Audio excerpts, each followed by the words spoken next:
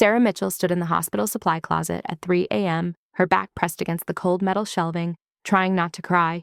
Outside, alarms were beeping from 12 different patient rooms. 12 patients who all needed her attention simultaneously. 12 critically ill people whose lives depended on her being in 12 places at once. It was impossible.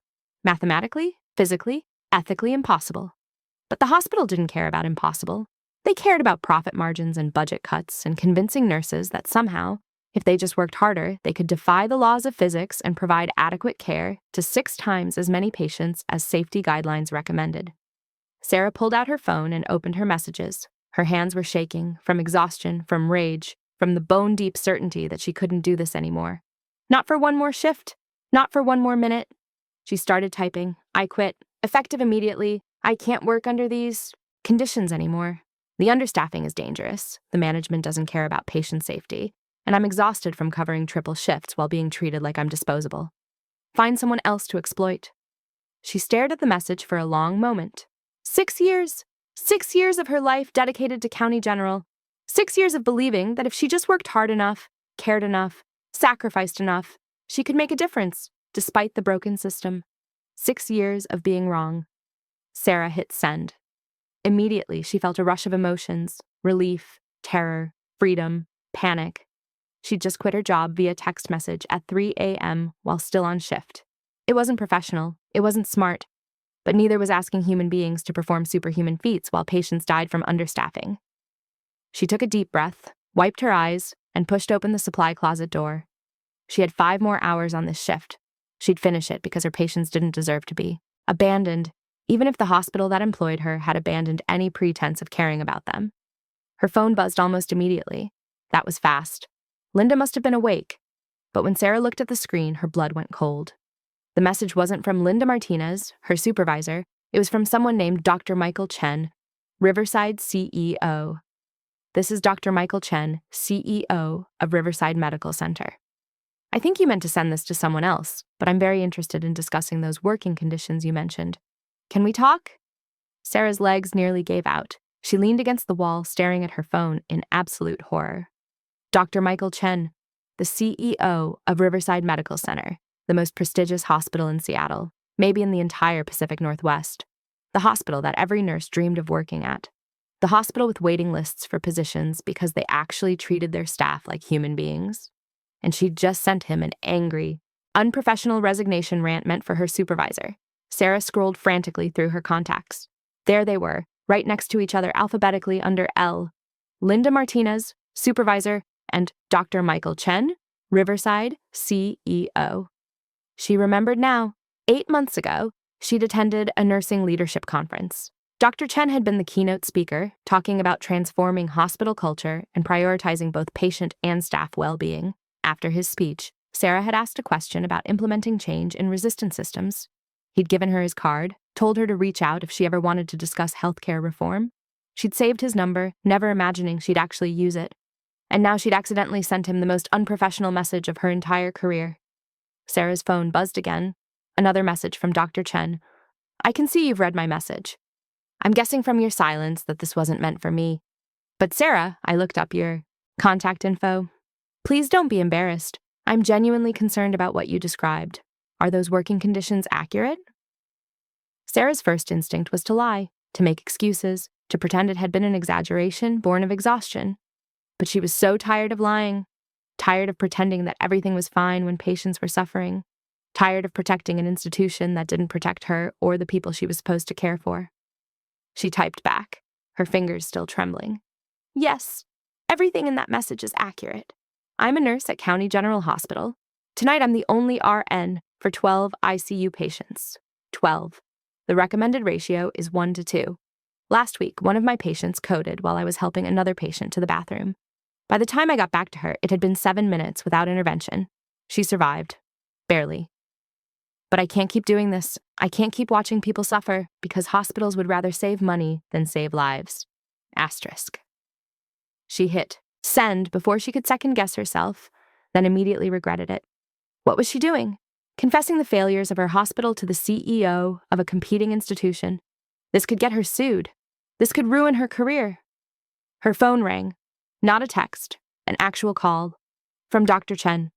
Sarah's heart hammered as she answered. Hello?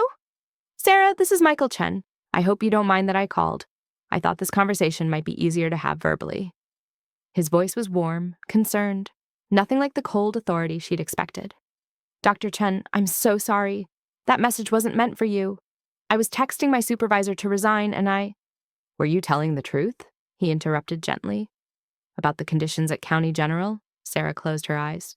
Yes, every word. How long have you been working under those conditions? 2 years. It's gotten progressively worse since MedCorp acquired us. They cut staff by 30%, increased patient loads, and told us to work smarter.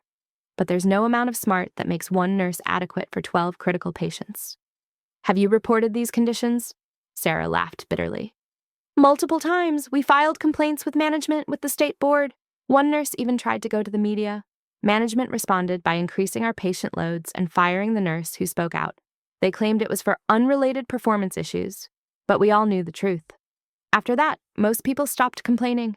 We need our jobs. We have families, student loans, mortgages, so we stay silent and we cope and we watch patients suffer.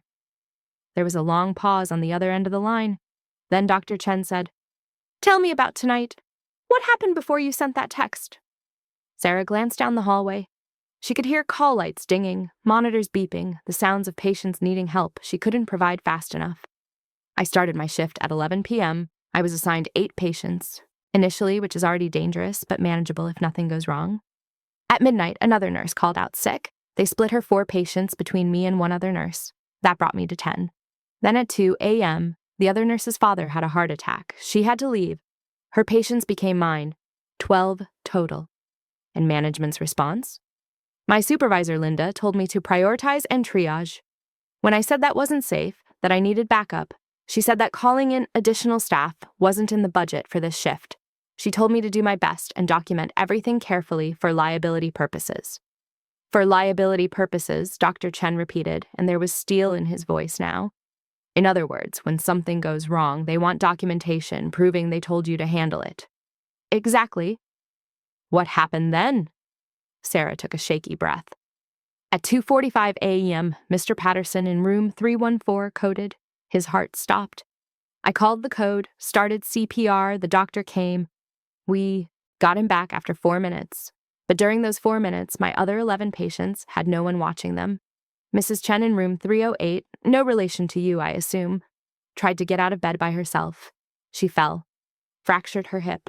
She was confused, post-operative, and she shouldn't have been alone, but she was alone because I was busy saving Mr. Patterson's life.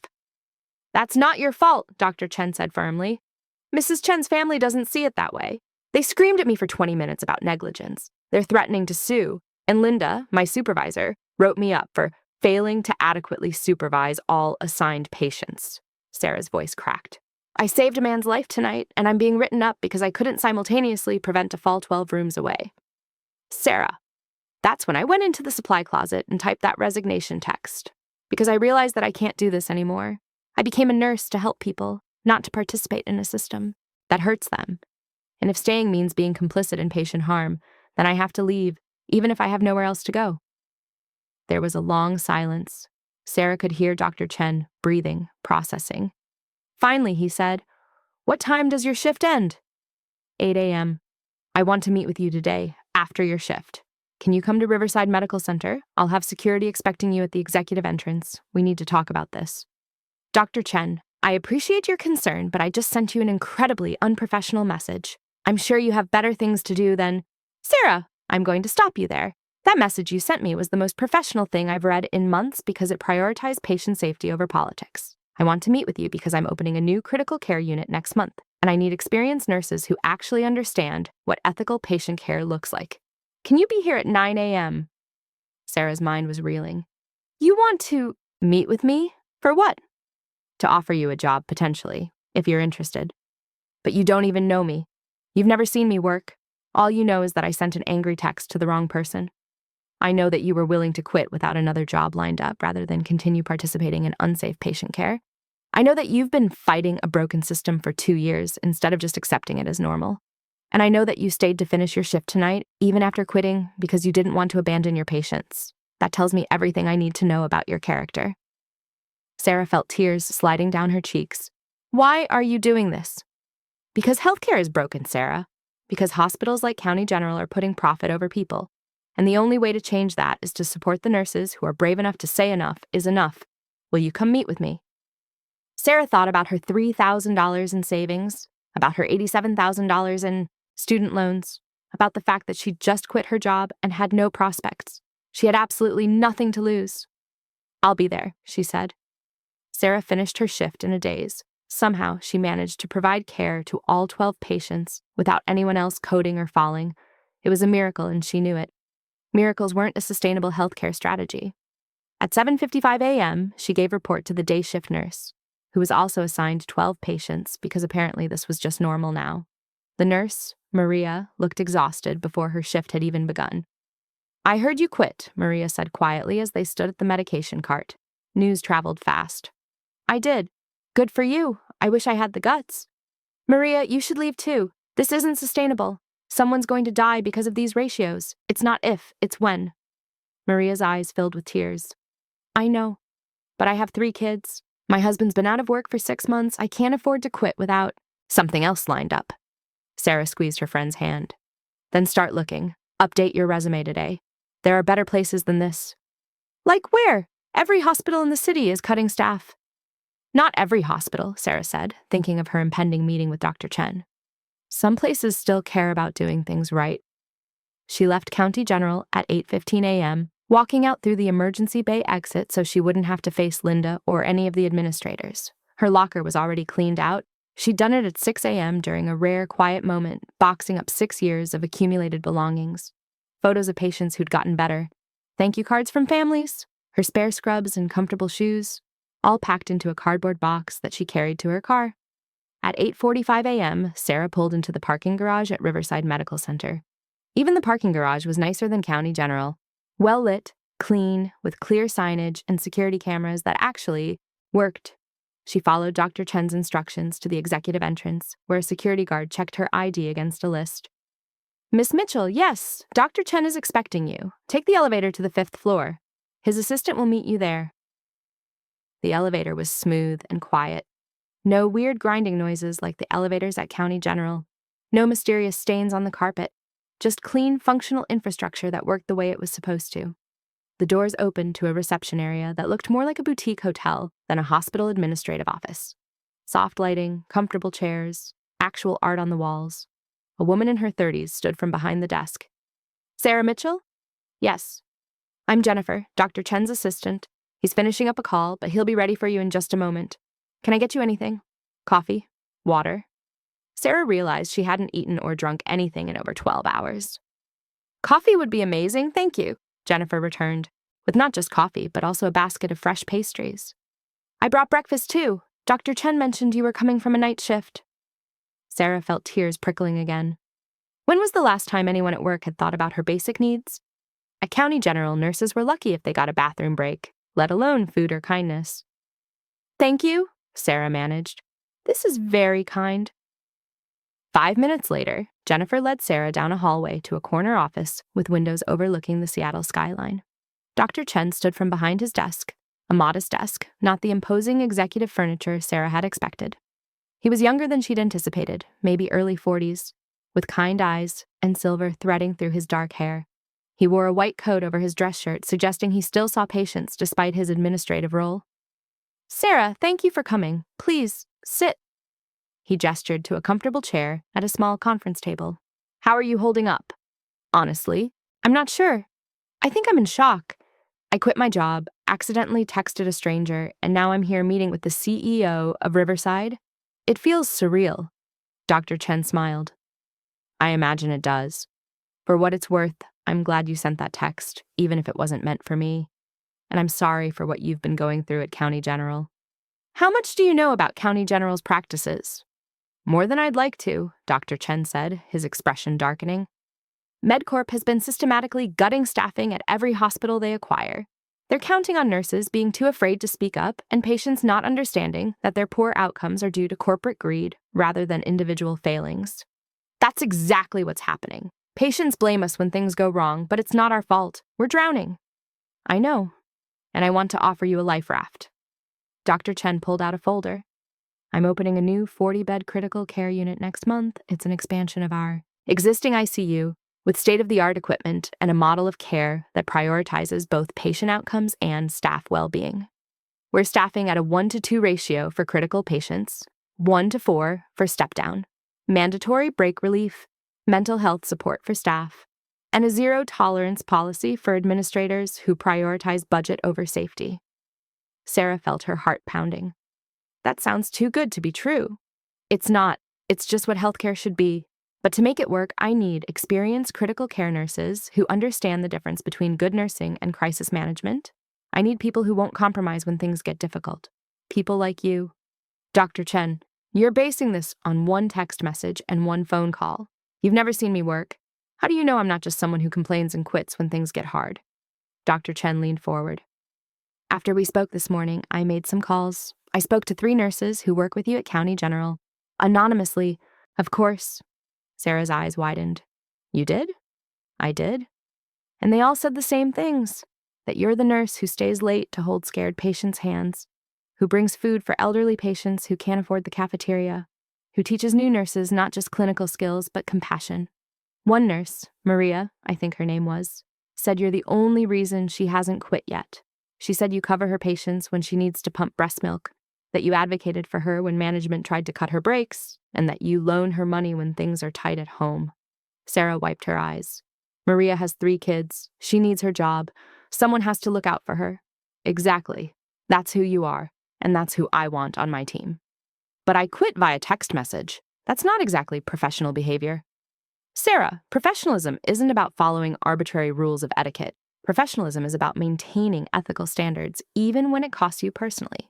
You quit because staying would have made you complicit in patient harm. That's the most professional decision you could have made. Sarah was quiet for a long moment, processing. What would this job look like? Specifically? Dr. Chen opened the folder. Senior staff nurse position in our new critical care unit. $88,000 starting salary, which I understand is about $23,000 more than you're making now. Full benefits, including health, dental, vision, and life insurance. 4 weeks paid time off in your first year, 5 weeks after 3 years.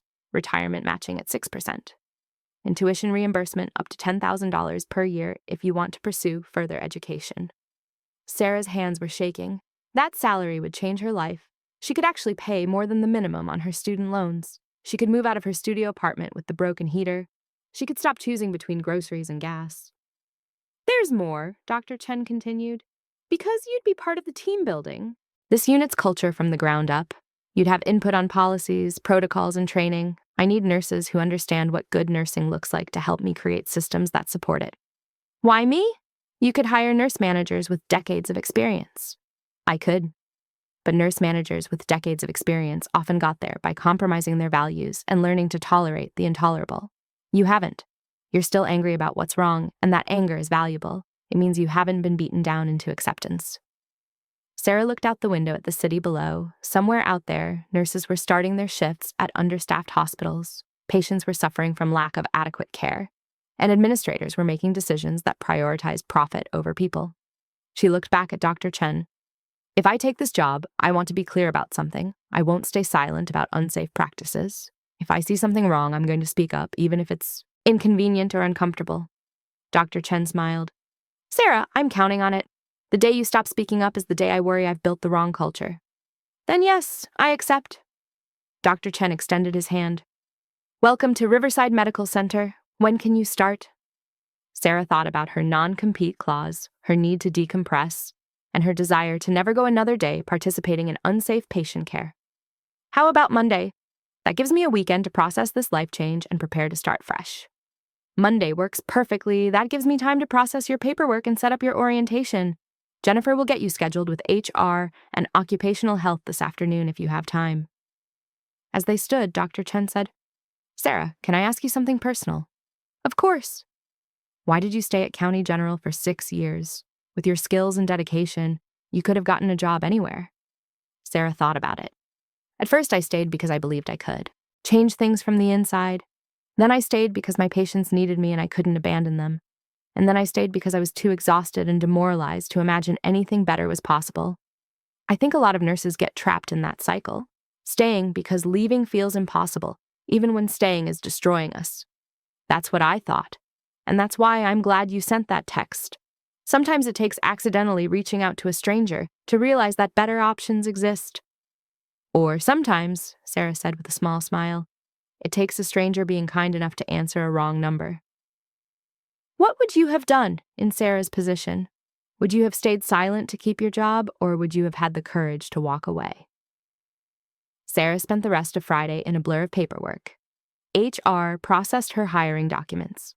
Occupational health cleared her physically and made sure her vaccinations were current. Jennifer scheduled her orientation to start Monday morning at 8 a.m. By the time Sarah got home to her tiny studio apartment at 6 p.m., she was exhausted, but buzzing with an emotion she barely recognized: hope. Her roommate and best friend Maya was already home from her shift as a social worker. She took one look at Sarah's face and said, "Okay, what happened?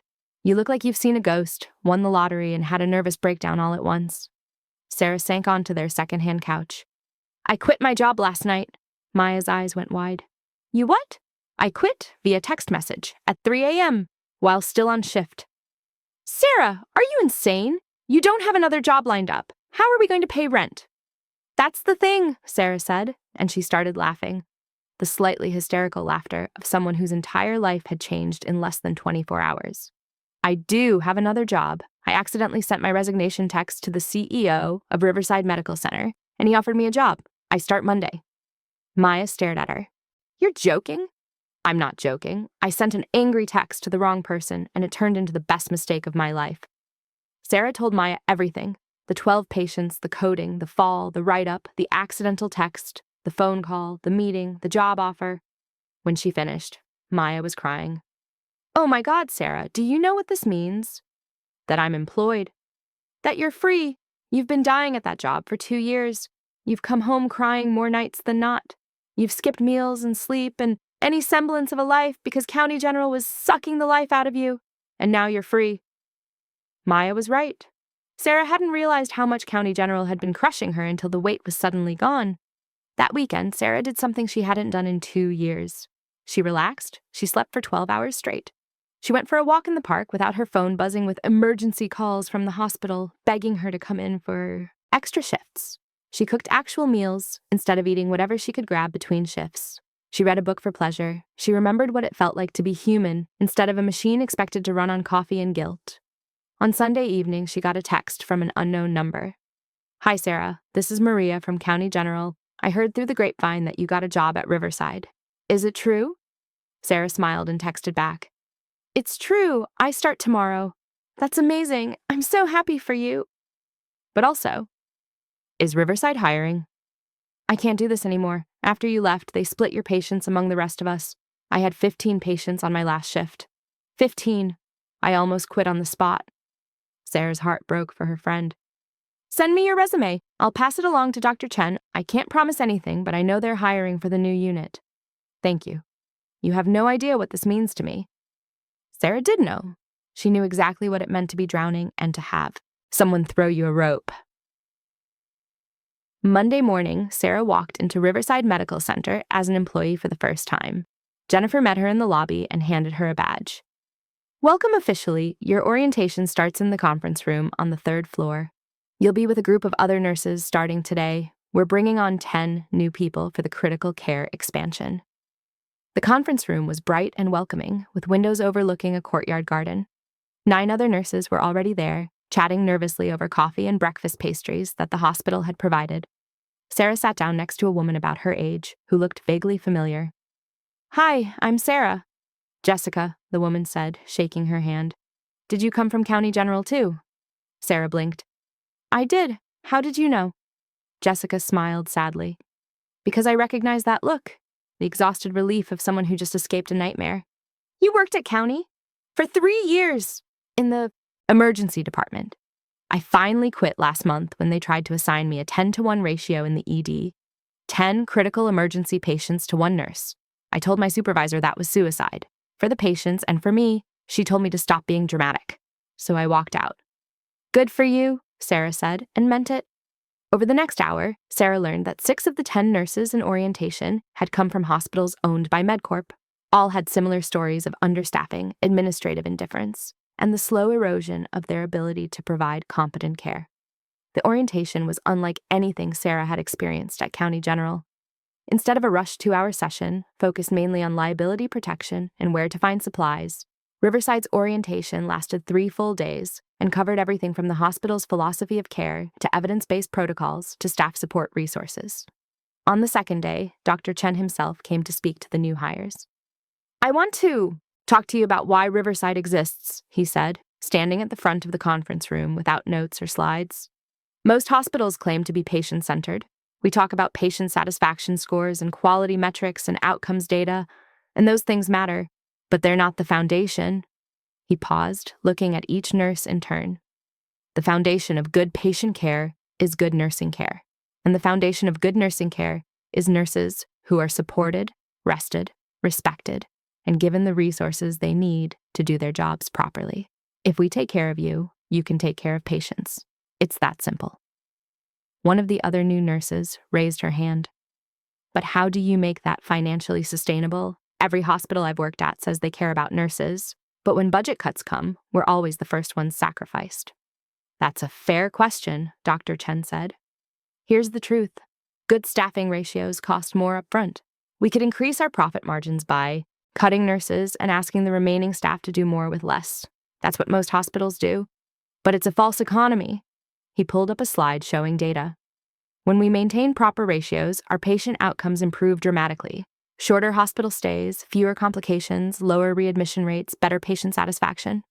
All of those things increase revenue and decrease costs in ways that more than offset the expense of proper staffing.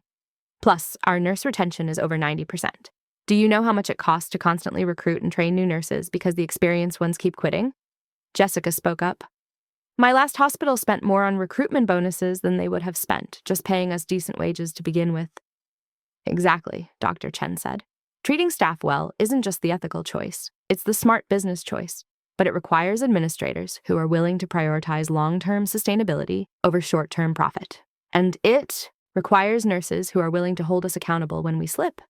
He looked directly at Sarah. "That's why I'm glad we're bringing on nurses who have experience with bad systems. You know what doesn't work. You know what harm looks like, and you won't let us get complacent." After the orientation session, Dr. Chen pulled Sarah aside. "I wanted to give you an update. Remember how you mentioned your friend Maria?" "Yes, I sent you her resume yesterday. I interviewed her this morning. She's starting next Monday. I'm also in conversation with 3 other nurses from County General who reached out after hearing about your situation.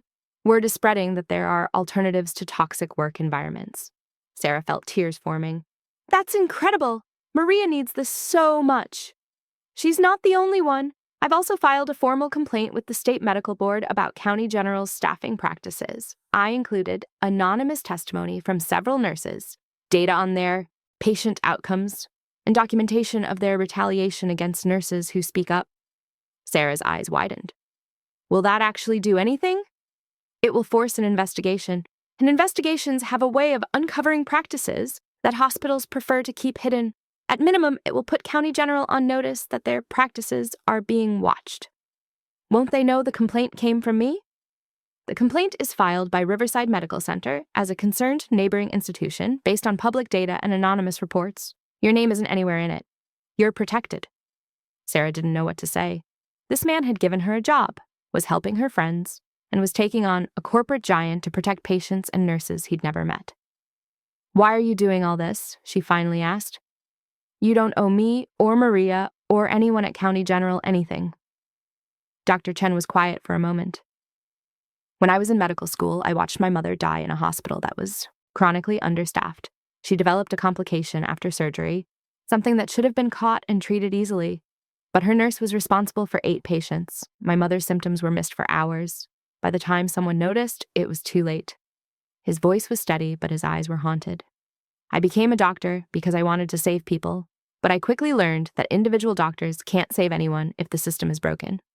So I went into hospital administration, and I've spent the last 15 years trying to build a system that doesn't sacrifice patients on the altar of profit.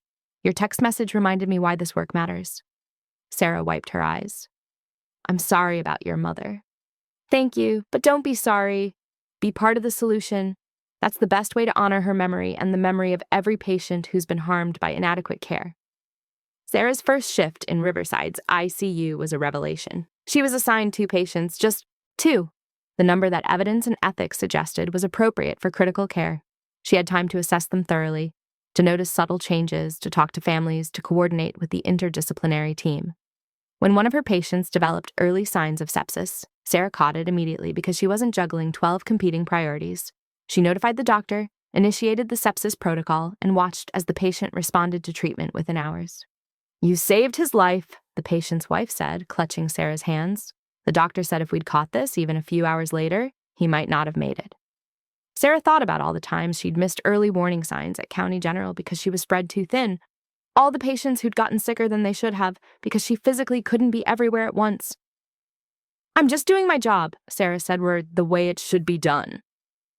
3 weeks into her new position, Sarah was settling into the rhythm of Riverside. She'd joined a quality improvement committee focused on preventing hospital-acquired infections. She'd started mentoring a new graduate nurse. She'd even started taking a yoga class on her days off because she actually had energy for activities outside work. One Tuesday afternoon, Dr. Chen stopped by the unit. "Sarah, do you have a moment?" They stepped into the conference room. "I wanted to update you on the County General situation. The State Medical Board completed their investigation.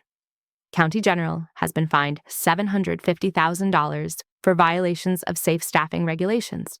They're required to implement proper ratios within 60 days or face additional penalties, including potential loss of their license to operate." Sarah's hand flew to her mouth. "Really? Really?" And that's not all. 3 nurses from County General who participated in the investigation have filed a class action lawsuit for retaliation and unsafe working conditions. MedCorp is facing significant legal and financial consequences. Will this actually change anything long-term? It's too soon to say, but it's a start. And Sarah, none of this would have happened if you hadn't sent that text. Your courage to speak up started a chain reaction. I didn't feel courageous, I felt desperate and angry. Sometimes those are the same thing, Dr. Chen said gently. Courage isn't the absence of fear or desperation, it's acting with integrity despite them. That evening, Sarah got a text from a number she didn't recognize. "Hi, this is Anna. I'm a nursing student doing a clinical rotation at County General. Your friend Maria mentioned that you might be willing to talk to me about working at Riverside after I graduate. I'm terrified of ending up in a toxic hospital, and I'm hoping you can give me advice." Sarah smiled and typed back, "I'd be happy to talk. When's good for you?" They arranged to meet for coffee that weekend. When Sarah arrived at the cafe, she found a young woman, maybe 23 or 24, who looked exhausted and anxious. "Thank you so much for meeting with me," Anna said. "I know you're busy." "It's no problem. Tell me about your clinical experience." Anna's story spilled out. She was in her final semester of nursing school, doing her critical care rotation at County General. She'd been paired with a nurse who had 13 patients. The nurse hadn't had time to teach Anna anything. She was too busy trying to keep everyone alive. Anna had spent her shift watching a nurse cry in the bathroom, skip meals, and make decisions based on triage rather than best practice. "Is this what nursing is?" Anna asked, her voice breaking. "Because if it is, I don't think I can do it.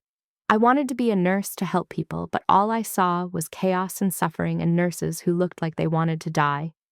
Sarah reached across the table and took Anna's hand. "What you saw at County General isn't nursing. It's what happens when corporations destroy nursing for profit. But it's not the only option."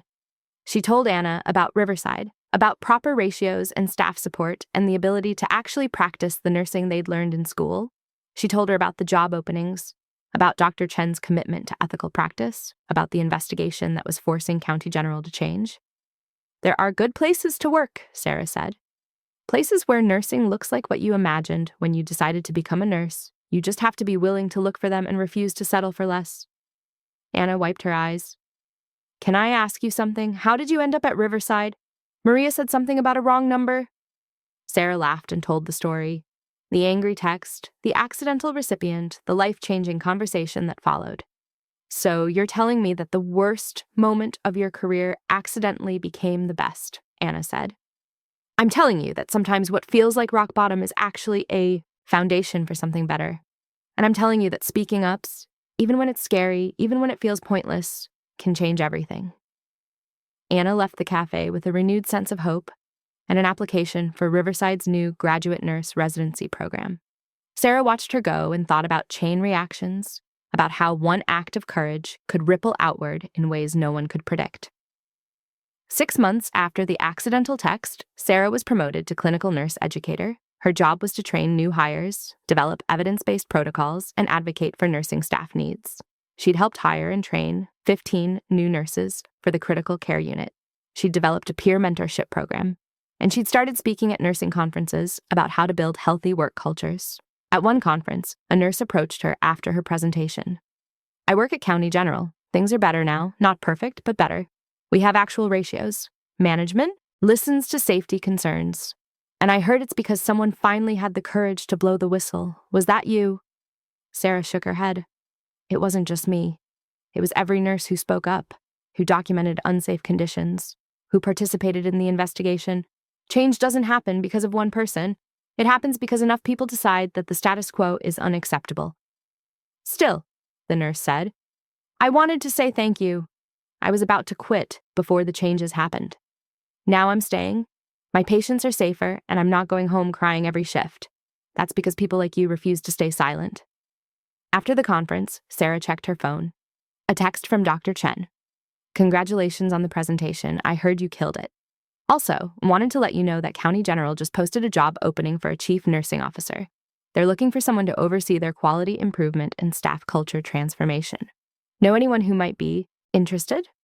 Sarah stared at the message. Go back to County General, the place that had nearly broken her.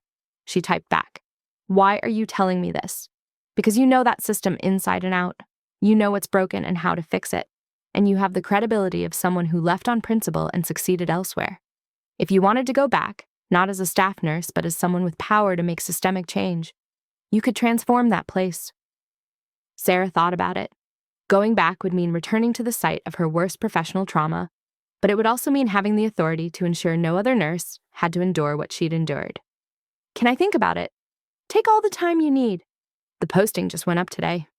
Sarah walked through downtown Seattle, processing. She loved Riverside. She had a good position with room for growth. She was finally happy at work.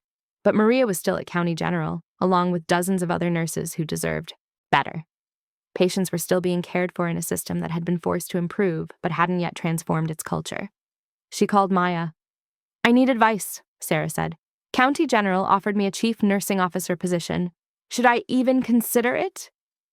"Do you want to go back?" Maya asked.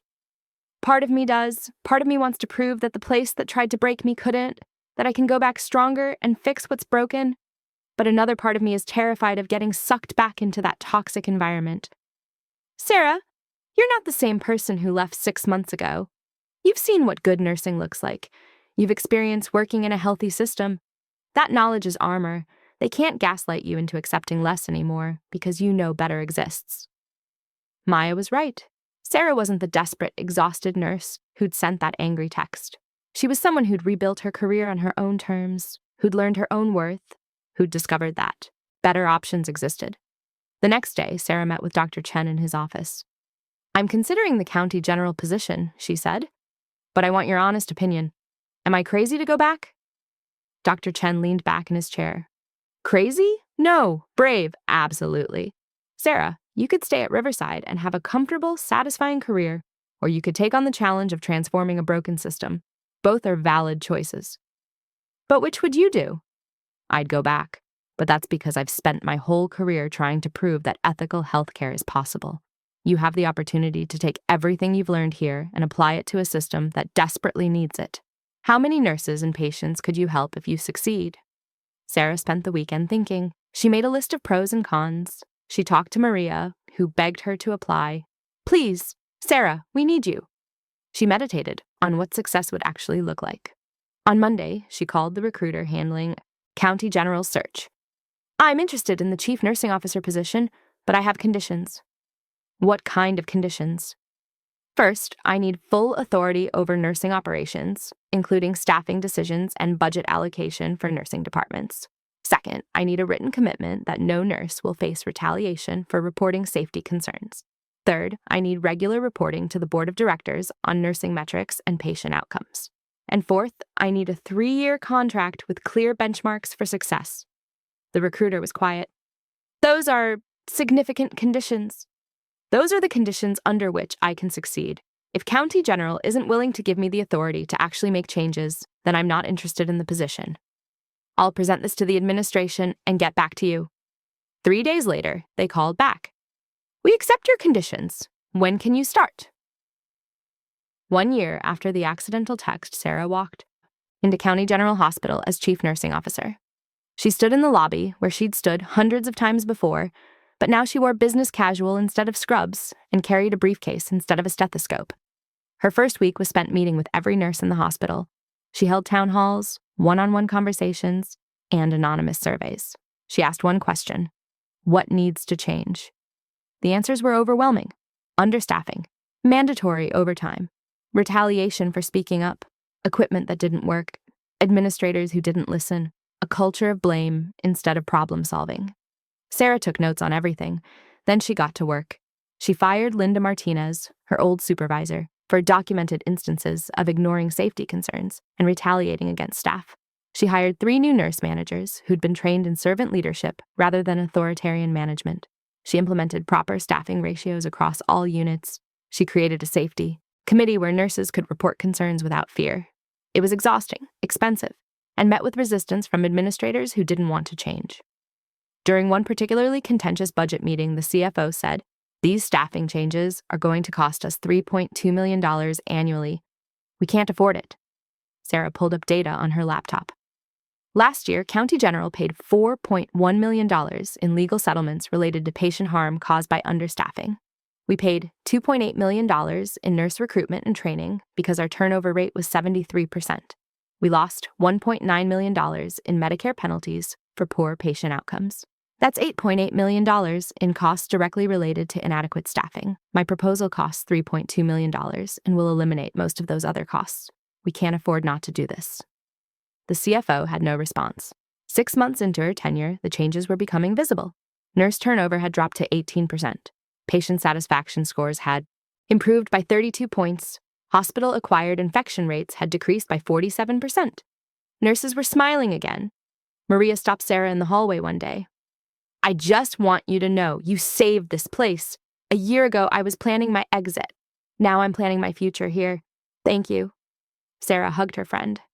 "Thank you for staying, for believing things could get better." That evening, Sarah got a text from Dr. Chen. Saw the quarterly report from County General. "Impressive work. How are you holding up?" Sarah thought about it. The job was hard. There were still people who resisted change, who wanted to return to the old ways of doing things. But she was making a difference. Real, measurable difference. "I'm tired, but I'm good. This is what I was meant to do. I'm proud of you. And I'm glad you sent that text to the wrong number." Sarah smiled. "Me too." 2 years after the accidental text, Sarah was invited to speak at the National Nursing Leadership Conference, the same conference where she'd once attended Dr. Chen's keynote speech and saved his contact information. The contact information that had changed her life. She stood at the podium looking out at thousands of nurses and nurse leaders from across the country. 2 years ago, Sarah began, I was standing in a supply closet at 3 a.m. writing a resignation text to my supervisor. I was exhausted, angry, and certain that nursing had become something unrecognizable from what I dreamed it would be. Then I accidentally sent that text to the wrong person, and that wrong person offered me a job, which led to an investigation, which led to systemic change, which led me to come back to the hospital that had nearly broken me, but this time with the power to fix it. She told the whole story, the 12 patients, the coding, the fall, the write-up, the accidental text, Dr. Chen's response, the job at Riverside, the investigation of County General, her decision to return as CNO, the transformation that followed. I'm not telling you this story to suggest that everyone should quit their jobs and hope for magical interventions, Sarah said. I'm telling you this story because it illustrates 3 crucial points about nursing leadership and system change. She advanced her slide. First, toxic work environments don't get better because nurses cope harder. They get better when nurses have the courage to say, "This is unacceptable," and mean it. When I quit County General, I didn't know what would happen next. I just knew I couldn't continue participating in patient harm. That clarity, that line I refused to cross, was the foundation of everything that followed. Second, change doesn't happen in isolation. My accidental text to Dr. Chen only mattered because he chose to act on it, because other nurses at County General spoke up during the investigation, because the state medical board enforced regulations, because Maria and Jessica and Anna and dozens of others refused to accept the status quo. Individual courage matters, but systemic change requires collective action. Third, and most important, better is possible. I know that's hard to believe when you're drowning in an understaffed unit, when management doesn't listen, when every shift feels like a crisis. But proper ratios are possible. Staff support is possible. A culture that values both patient care and nurse well-being is possible. I've lived it. I've built it. And you can too. She paused, looking out at the audience. So here's my challenge to you. If you're a staff nurse in a toxic environment, document everything, speak up through proper channels, and know your worth. You deserve better. Patients deserve better. Don't let anyone convince you that inadequate care is inevitable. If you're a nurse leader, your job is to create systems that make it easy for nurses to do the right thing. Proper ratios, adequate resources, zero tolerance for retaliation. It costs money upfront, but it saves money long term, and more importantly, it saves lives. And if you're a student or a new graduate, please don't accept toxic work environments as normal. Seek out hospitals with healthy cultures. Ask about staffing ratios in interviews. Talk to bedside nurses about what it's really like to work there. You have more power than you think to shape the profession by choosing where you invest your skills. She advanced to her final slide. 2 years ago, I sent an angry text to the wrong number. Today, I stand here as proof that speaking up, even when it's terrifying, even when you have no idea what will happen next, can change everything. Not just for you, but for every nurse and every patient touched by the systems we build. So find your voice, use your power, build something better, and if you're lucky, maybe you'll accidentally text the right person at exactly the right time. The audience gave her a standing ovation that lasted 5 minutes. Afterward, dozens of nurses approached her with their own stories. Some were trapped in toxic environments and needed advice. Some were nurse leaders trying to build healthier cultures and wanted guidance. Some were students terrified of entering a broken profession and desperate for hope. Sarah talked with each of them, offered what wisdom she could, and exchanged contact information. By the time she left the conference center, she had 73 new contacts in her phone and a waiting list of hospitals that wanted her to consult on culture transformation. That evening, as she sat in her hotel room processing the day, her phone rang. Dr. Chen. "I heard you killed it today," he said. "You heard already?" "Sarah, you're trending on nursing Twitter. Your speech is being shared everywhere. People are calling you the voice of nursing reform." "That's terrifying," Dr. Chen laughed. "Get used to it. You've become a symbol of something important, the nurse who refused to accept the unacceptable and change the system instead of just leaving it. I didn't change it alone." "No, but you started the chain reaction. That matters." They talked for an hour about the conference, about County General's continued improvements, about Riverside's expansion, about the broader movement toward healthier healthcare cultures. Before they hung up, Dr. Chen said, "Sarah, I want to tell you something. When I got your text 2 years ago, I almost ignored it. I assumed it was spam or a wrong number mistake. But something made me read it carefully, and I realized I was reading the truth about healthcare that most people are too afraid to say out loud. I'm glad you read it. I'm glad you sent it, even if it was to the wrong number." Sarah smiled. "It wasn't the wrong number. It was exactly the right one." 5 years after the accidental text, Sarah published a book titled The Wrong Number: How One Text Message Changed Healthcare. It became required reading in nursing schools across the country. County General Hospital had been transformed into a model of safe, ethical nursing practice. Their patient outcomes were among the best in the state. Their nurse retention rate was 94%. And they'd started a fellowship program for nurse leaders who wanted to learn how to transform toxic work cultures. Maria was now a nurse manager, using everything Sarah had taught her about servant leadership. Jessica had returned to school for her nurse practitioner degree, funded by County General's tuition reimbursement program. Anna, the nursing student Sarah had mentored, was now a charge nurse known for advocating fiercely for both staff and patients. Riverside continued to thrive under Dr. Chen's leadership, expanding their model of ethical care to 3 additional facilities. And Sarah. Sarah had become a national voice for nursing reform, consulting with hospitals across the country and advocating for legislation to mandate safe staffing ratios. But her proudest moment came when she received a letter from a nursing student she'd never met. Dear Sarah, I'm a first-year nursing student and I just read your book. I wanted to tell you that I almost quit nursing school last semester. I did a clinical rotation at a hospital that looked exactly like the county general you described. Understaffed, chaotic, with nurses who looked like they were drowning. I thought, if this is nursing, I don't want any part of it. I was going to drop out and choose a different career. Then my instructor assigned your book. I read about your journey from that supply closet to chief nursing officer. I read about how you transformed county general. And I realized that nursing isn't broken. Some systems are broken, but nurses like you are fixing them. I decided to stay in nursing school. Not just to stay, but to be someone who makes things better. To be the kind of nurse who refuses to accept toxic conditions. To be someone who has the courage to send the text, even if it's scary. Thank you for showing me that better is possible. Thank you for being the kind of nurse I want to become. With gratitude, Rebecca Sarah read the letter 3 times, tears streaming down her face. This was why she'd done it all: the scary resignation, the accidental text, the vulnerable interview, the difficult return to county general, the exhausting work of transformation. Because somewhere out there, a nursing student named Rebecca was choosing to stay in the profession. Because nurses across the country were finding their voices and advocating for change. Because patients were receiving safer care in healthier systems. All because Sarah had been brave enough to send a text message at 3 a.m., angry and desperate and certain she had nothing left to lose. She opened her phone and looked at her contacts. There, still saved exactly as it had been 5 years ago, was Dr. Michael Chen, Riverside CEO. The wrong number that had been exactly right. She texted him, "Just got a letter from a nursing student who's staying in the profession because of our story. Thought you'd want to know that the ripples are still spreading." His response came immediately. "Best wrong number I ever answered. Best text you ever sent."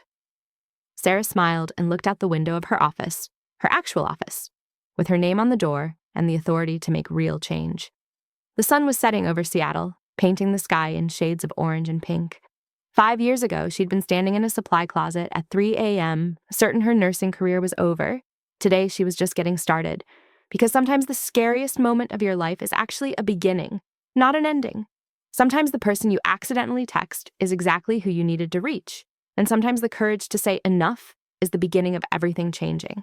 Looking back, would you have had the courage to send that text, to walk away from security for integrity, to believe that something better was possible, even when you had no proof?